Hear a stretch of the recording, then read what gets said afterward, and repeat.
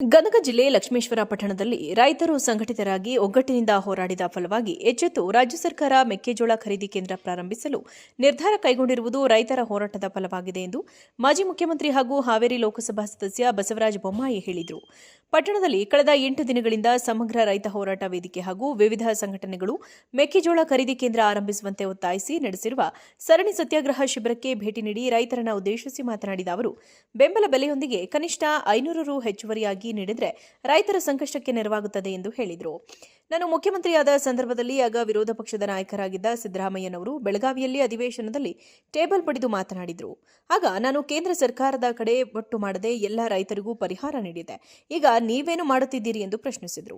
ರಾಜ್ಯದಲ್ಲಿ 54 ಹೆಕ್ಟೇರ್ ಮೆಕ್ಕೆಜೋಳ ಇದ್ದು ಕೇವಲ 10 ಲಕ್ಷ ಟನ್ ಖರೀದಿ ಮಾಡುತ್ತಿರುವುದು ಸಮಂಜಸವಲ್ಲ ಎಂದರು. ಇನ್ನು ರೈತರು ಯಾವುದೇ ಪಕ್ಷಕ್ಕೆ ಸೇರಿದವರಲ್ಲ, ರಾಜಕೀಯ ಪಕ್ಷಗಳೇ ಅವರಿಗೆ ಸೇರಿದ್ದಾರೆ ಎಂದರು. ಮೆಕ್ಕೆಜೋಳ ಖರೀದಿ ಕೇಂದ್ರ ಆರಂಭಿಸುವವರೆಗೂ ಹಿಂದೆ ಸರಿಯುವುದಿಲ್ಲ ಎಂಬ ಹೋರಾಟಗಾರರ ನೀತಿಗೆ ಸಂಸದ ಬಸವರಾಜ ಬೊಮ್ಮಾಯಿ ಅವರು ಮೆಚ್ಚುಗೆ ವ್ಯಕ್ತಪಡಿಸಿದರು. ಕೇಂದ್ರ ಸರ್ಕಾರ 20% ಅನ್ನ ಎಥನಾಲ್ ಅನ್ನ ಪೆಟ್ರೋಲ್ ಅಲ್ಲಿ ಕೊಡಬೇಕು ಅಂತ ಹೇಳಿ ಪರ್ಮಿಷನ್ ಕೊಟ್ಟಿದ್ದಕ್ಕೆ, ಆಯಿಲ್ ಕಂಪನಿಗೆ ಪರ್ಮಿಷನ್ ಕೊಟ್ಟಿದ್ದಕ್ಕೆ ಇವ್ರು ಎಥನಾಲ್ ತಯಾರು ಮಾಡಕತ್ತಾರ. ಮಜಾಕ್ ಮಾಡ್ತಿದ್ದಿಲ್ಲ. 3-4 ವರ್ಷದಿಂದ ಯಾರು ಇರಲಿಲ್ಲ ಇವರು. ಕೇಂದ್ರ ಸರ್ಕಾರ ನರೇಂದ್ರ ಮೋದಿ ಅವರ ಒಂದು ನಿರ್ಣಯ, ಪೆಟ್ರೋಲ್ ಅಲ್ಲಿ ಎಥನಾಲ್ ಬಳಕೆ ಮಾಡಬೇಕು, ಅದು ಗ್ರೀನ್ ಎನರ್ಜಿ, ರೈತರು ಬೆಳೆದಿರುವಂತಹ ಗೋವಿಂಜಾಳ ಇರ್ಬೋದು, ಅಕ್ಕಿ ಇರ್ಬೋದು, ಕಬ್ಬು ಇರ್ಬೋದು, ಅದನ್ನ ಬಳಕೆ ಮಾಡಿ ಪೆಟ್ರೋಲ್ ಅಲ್ಲಿ ನಾವು ಮಾಡ್ಬೇಕು ಅನ್ನೋದಕ್ಕೆ ಈಗ ಡಿಮಾಂಡ್ ಬಂದಿದೆ. ಈಗ 32 ಕಂಪನಿ ಬಂದಿದ್ರಿಂದ ಗೋವಿಂಜಾಳಕ್ಕೂ ಕೂಡ ಒಳ್ಳೇದಾಗುತ್ತೆ. ಮುಂಚೆ ಹಾಕಿರ್ಲಿಲ್ಲ. ಹಂಗ ಮಾಡಿದಾಗ ಮತ್ತೆ ಅದನ್ನ ಮಾಡ್ರಿ ಇದನ್ನ ಮಾಡ್ರಿ ಅಂತ ಬೆಳಕೆ ಇರೋದು ಬೇರೆ. ಮಾಡಿದಾರೆ ಅವರು, ಯಾಕೆ ಮಾಡಲಿಲ್ಲ ಈ ಪ್ರಶ್ನೆ ಬರ್ತದೆ. ಅದೆಲ್ಲ ಬೇಡ. ಅದಕ್ಕೆ ಹೇಳಿದ್ ನಾನು, ರೈತ ಎಲ್ಲರಿಗೂ ಸೇರಿದ ನಮ್ದೆಲ್ಲ ಕರ್ತವ್ಯ. ಅದೇನು ಹೆಚ್ಚಿಗೆ ಮಾಡಬೇಕು ಮಾಡ್ತೀವಿ. ಕಾರ್ಖಾನೆ ಜಗವೆಲ್ಲ ಅಂತ ಏನು ಹೇಳಿದ್ದಾರೆ ಅದು ಸತ್ಯ ಇದೆ. ಸತ್ಯ ಇದ್ರೂ ಕೂಡ ಈ ವ್ಯವಸ್ಥೆ ಇಷ್ಟು ಆಟವನ್ನು ಆಡ್ತಾ ಇದೆ. ಆದ್ದರಿಂದ ಈ ವ್ಯವಸ್ಥೆಯನ್ನು ಮೆಟ್ಟಿ ನಿಲ್ಲಬೇಕಾದ್ರೆ ನಮ್ಮ ಒಕ್ಕಟ್ಟು, ನಮ್ಮ ಶಕ್ತಿ ಬಹಳ ಮುಖ್ಯ. ಇವತ್ತು ರಾಜ್ಯ ಸರ್ಕಾರ ತಮ್ಮ ಹೋರಾಟಕ್ಕೆ, ತಮ್ಮ ಸಂಘಟಿತವಾದಂಥ ಹೋರಾಟಕ್ಕೆ ಶ್ರೀಗಳ ಅಮರಣ ಉಪವಾಸ ಕುಂತರು. ಪಾಪ ಅವರ ದೈಹಿಕವಾಗಿ ಬಹಳಷ್ಟು ಇದ್ದಾರೆ. ನಾನು ಮೊನ್ನೆ ಮಾತಾಡಿದೆ, ಅವ್ರಿಗೆ ಬಹಳಷ್ಟು ಬೆಳೆಯಲಿದ್ದಾರೆ. ರೈತರಿಗಾಗಿ ನಾನು ಜೀವ ಕೊಡಾಕ್ತಾ ಇರೋದೇನು ಬೊಮ್ಮಾಯಿ ಅಂತ. ಬ್ಯಾಟ್ರಿ ಬುದ್ಧಿ, ನೀವು ಇನ್ನೂ ಜೀವಂತವಾಗಿರಬೇಕು. ಇಂಥ ಇನ್ನೂ ಹಲವಾರು ಹೋರಾಟ ಮಾಡುವಂಥ ಪ್ರಸಂಗ ಬರ್ತದೆ.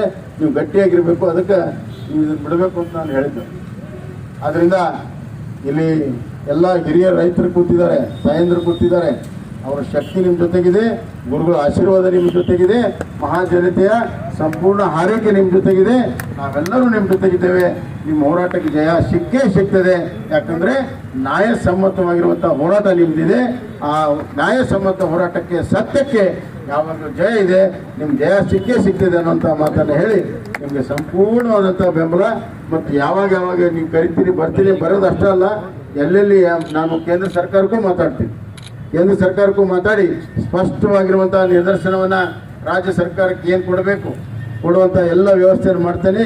ನಾನು ಕೃಷಿ ಸಚಿವರಿಗೂ ಮಾತಾಡ್ತೀನಿ, ಅಲ್ಲಿ ಅಧಿಕಾರಿಗಳಿಗೂ ಮಾತಾಡಿ ಸ್ಪಷ್ಟವಾದಂಥ ಡೈರೆಕ್ಷನ್ ಏನು ಬೇಕು ಅದನ್ನು ಎಲ್ಲವನ್ನು ಕೂಡ ಕೊಡೋಕ್ಕೆ, ಮತ್ತು ಏನು ಸಹಕಾರ ಮಾಡಬೇಕು, ರಾಜ್ಯ ಸರ್ಕಾರಕ್ಕೆ ಏನು ಸಹಕಾರ ಕೊಡಬೇಕು ಅದನ್ನು ಕೊಡೋದಕ್ಕೆ ನಾನು ಕೇಂದ್ರ ಸಚಿವರ ಹತ್ರ ಖಂಡಿತವಾಗೂ ಮಾತಾಡಿ ನಿಮಗೆ ನ್ಯಾಯವನ್ನು ಕೊಡಿಸುವಂಥ ಕೆಲಸವನ್ನು ನಾನು ಮಾಡ್ತೇನೆ ಅಂತ ಹೇಳಿಕೆ.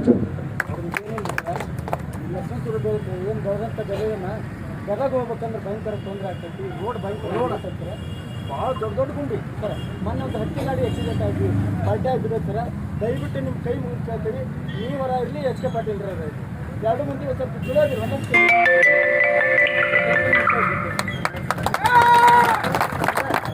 ಈಗ ಅಲ್ಲ, ಒಂದೇ ನಿಮಿಷ ಅದು ಹೇಳ್ತೀನಿ, ರಸ್ತೆದು ಹೇಳ್ತೀನಿ. ರಸ್ತೆ ಎಲ್ಲ ಭಾಳ ಯೋಗ್ಯವಾಗಿ ಕೇಳಿದ್ದಾರೆ. ರೈತರ ಮಾಲ್ ತೊಗೊಂಡು ಹೋಗೋದು, ಆಸ್ಪತ್ರೆಗೆ ಹೋಗೋದು, ಮಕ್ಕಳಿಗೆಲ್ಲ ತೊಂದರೆ ಇದೆ. ಅದಕ್ಕಾಗಿ ಈಗ ರಾಜ್ಯ ಸರ್ಕಾರ ಅಲ್ಲಿಂದಲೇ ರಸ್ತೆ ಇದೆ.